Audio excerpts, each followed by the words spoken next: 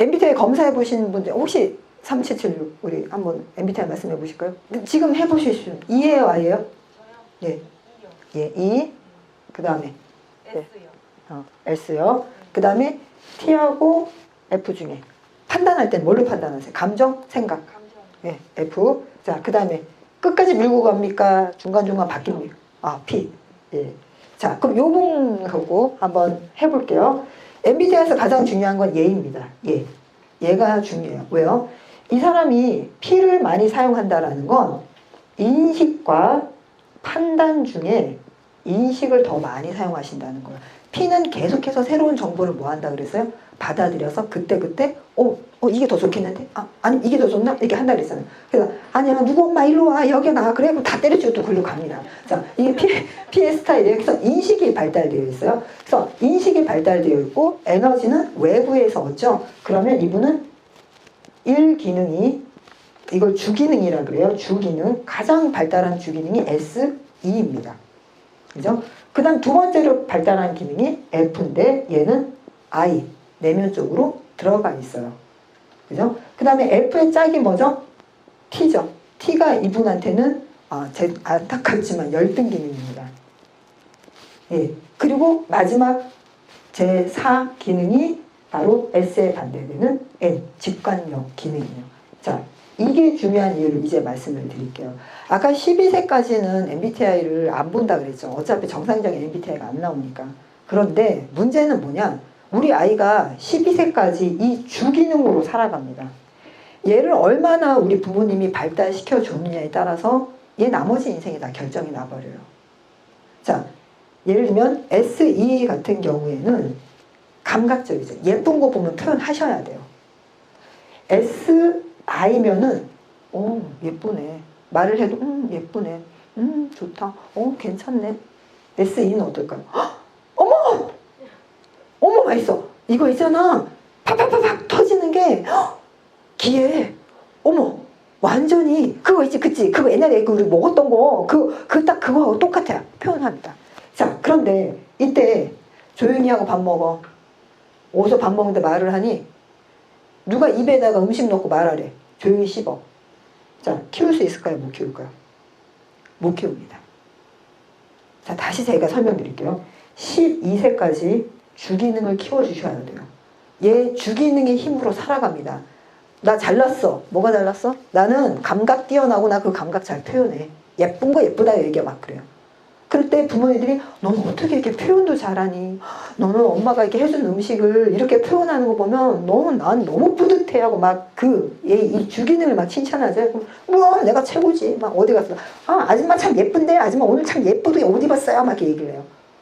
그럼 얘는 주책이야. 야 너 어디야? 그 아줌마한테 막 그래. 뭐 모르는 사람한테도 악수해요. 막 이래요. 그러면 엄마들이 너 여기 보다 막 이래요. 안 돼요. 얘는 자기의 주기능을 발휘하는 거예요.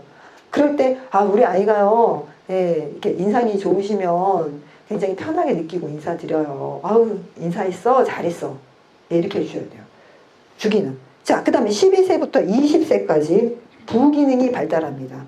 그래서 이 주기능과 부기능이 보조를 해줘요. 얘가 보조를 해줘요. 자, 감정이 보조를 해줍니다.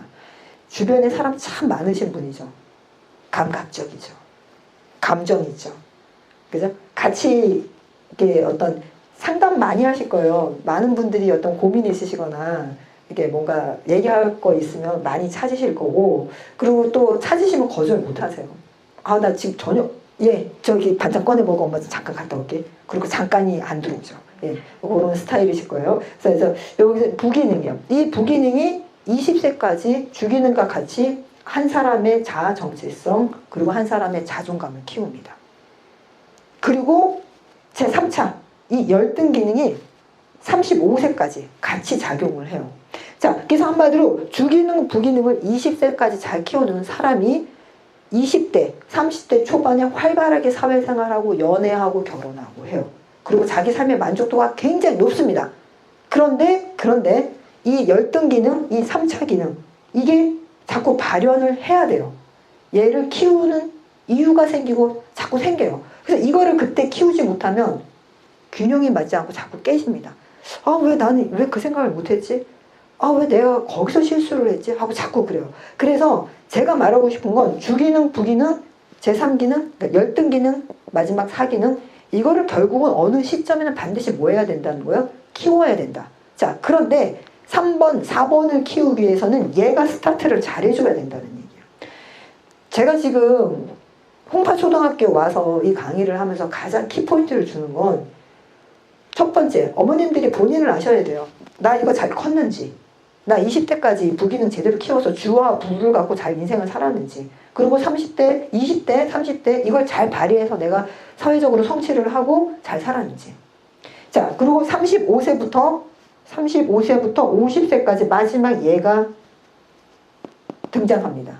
얘를 키우지 못하면 삶이 또 갈등스러워요. 직관적인 걸 키우셔야 돼요. 왜? 그래서 50세 이후부터는 나의 남은 삶은, 우리의 노후의 삶은 자아의 완성이잖아요. 자아 성취의 완성, 죽음을 준비해야 되잖아요. 이 네 가지가 결국은 다 골고루 성장해야 됩니다. 그래서 우리가 중년이 되면 왜 안 하던 짓 해? 이러잖아요. 예를 들면 저 같은 경우는 별명이 바늘로 찔러도 피 한 방울 안 나오는 여자. 요즘 제가 노력합니다. 무슨 노력할까요? 드라마 보면서 울려고 노력하고, 그리고 아이가 울고 있으면 머릿속으로는 쟤는 왜 울까라고 하지만 말로는 네가 오니까 내가 슬프다라고 노력합니다. 그래서 이 마지막 네 번째 기능까지 다 완성이 됐을 때 노후의 삶, 우리가 죽음을 맞이하는 삶이 완성이 돼요. 그럼 역으로 얘기를 했을 때 내 삶이 지금 뭔가가 불안정하고 맞지가 않다. 역으로 누구한테 책임이 있을까요? 원가정, 친정 어머니 아버님한테 책임이 있습니다. 왜? 얘를 못 키우면 얘가 안 키워지고, 얘 두 개가 완벽하게 크지 못하면 얘를 키울 수가 없어요. 그리고 이때는 35세에서 50세 사이에 마지막 가장 약한 걸 키워야 되는데 정말 힘듭니다. 이때 못하면은 우리 흔한 말로 직장 잘 다니시다가 때려치고 할리 오토바이 타시거나, 갑자기 그림 그리시겠다, 고객 아시죠? 증권회사 다니시다가 갑자기 그림 그리시겠다고 다 때려치고, 자녀와 아이 때려치고 타이티 섬으로 가셨잖아요. 이런 현상이 벌어져요. 물론 예술을 창조하시긴 하셨지만 심리적으로 보면 그래요. 그래서 MBTI가 중요한 이유 아시겠습니까? 지금 여러분이 우리 아이에 뭘 키워주셔야 돼요? 주기능을 키워주셔야 돼요. 자, 우리 아이 주기능 느낌 오셨어요? 그러니까 전체 MBTI를 알 수는 없어요. 특히 우리 아이가 E인지 I인지 판단하지 마세요. 12세 이하의 아이라면. 왜? 대부분의 아이는 E예요. 12세 이하의 아이가 우리 아이는 I인 것 같아요. 네, 그러면 육체적으로 문제가 있거나 건강상의 문제가 있는 거예요. 보통 아이들은 12세 이하는 다 E가 나와요. 그래서 그거 판단하지 마시고요. 또 JP 판단하지 마시고요. 제일 많이 판단해야 될 게 얘가 인식하고 결정하는 걸 어떻게 하는지, 그리고 얘가 뭔가를 목표를 잡으면 끝까지 가는 친구인지, 아니면 중간에 빨리빨리 좀 다른 걸로 교체하는 친구인지, 그걸 좀 살펴보셔야 돼요. 왜? 뭘 키워줘야 되기 때문에? 주기능을 키워줘야 되는 시기이기 때문이에요. 자, 여기 보세요. 주기능 제가 지금 설명드린 거예요. 6세에서 12세, 부기능이 13세에서 20세, 그리고 3차 기능이 20세 중반에서 30대 초. 그러니까 3차 기능으로 산다는 뜻이 아니에요. 주와 부의 힘으로 살면서 3차 기능을 키워야 된다는 거예요. 근데 이거 못 키우면 힘들어요. 이거 못 키우면 인간관계 힘들고 결혼 생활하고 난 다음에 이 사람이 달라졌어야 돼요. 그리고 마지막 열등 기능이 30대 중반부터 50대 초반까지 키우셔야 돼요. 저는 열등 기능을 키워야 되는 나이예요. 제가 INTJ이기 때문에 저한테서 열등 기능은 feeling, 감정입니다. 눈물이 안 나요, 저는. 분석하고 있어요. 그래서 이렇게, 그런데 나이 들면요, 바뀌어요, 진짜. 뭐 예를 들면 부엌에 들어가지도 않던 남편이 부엌에 들어가서 설거지를 한다거나, 말 없던 남편이 잔소리가 굉장히 심해진다거나, 바뀌긴 바뀝니다.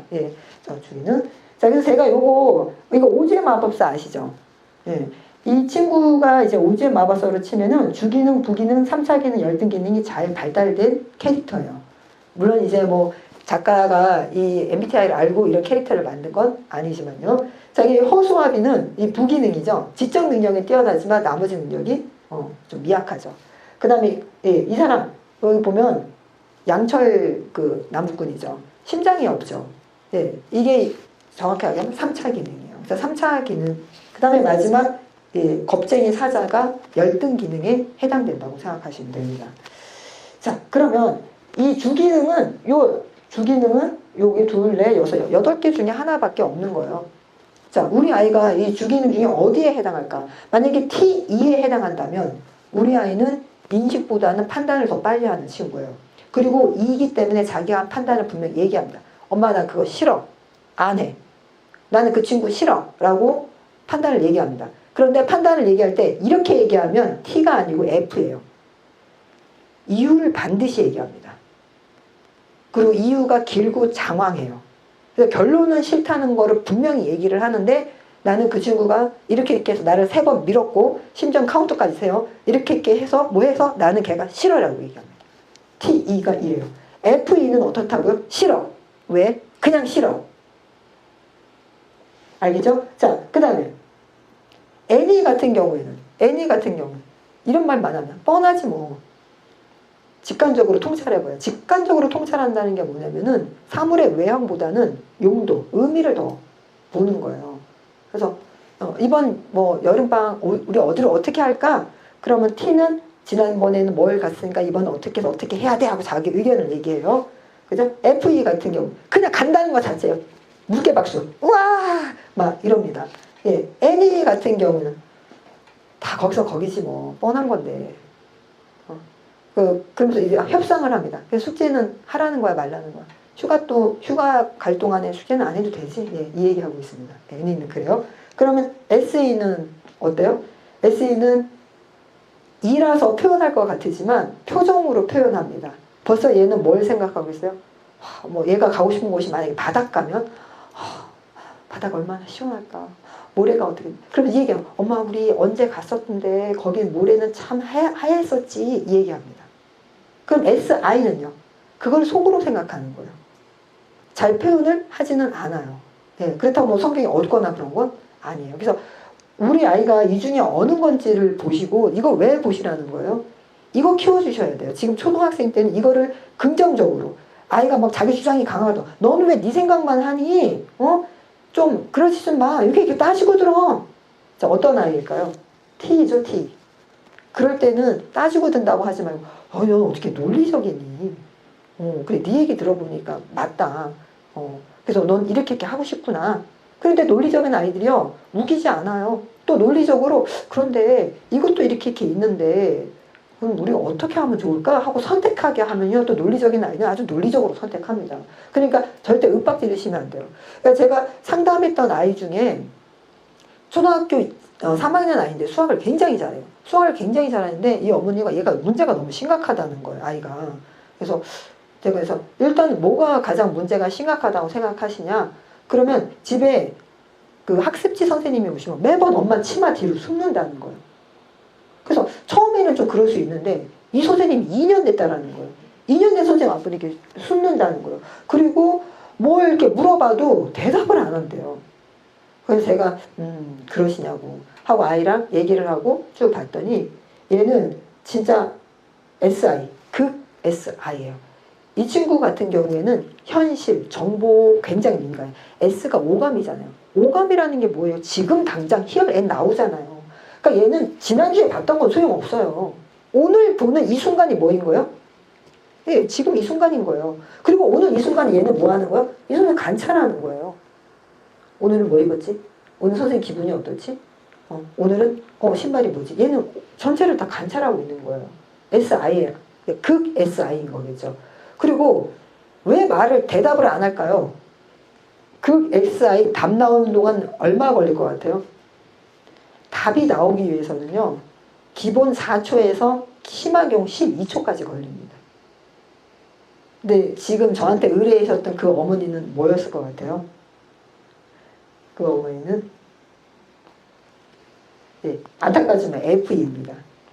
FE. 감정 빨리빨리 얘기하고 대답이 2초 이상 시간이 걸으면 패스.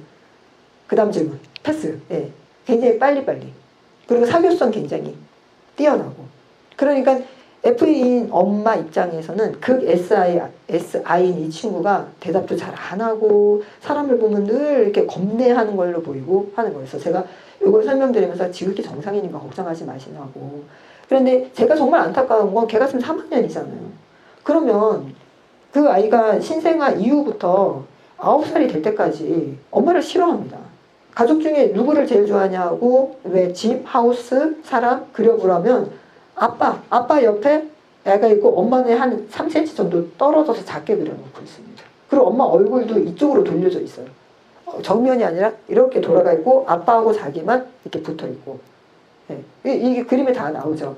엄마 말하는 게 얘는 싫은 거예요. 이게 얼굴을 돌린다라는 건 그림에서 말이 싫다라는 거예요.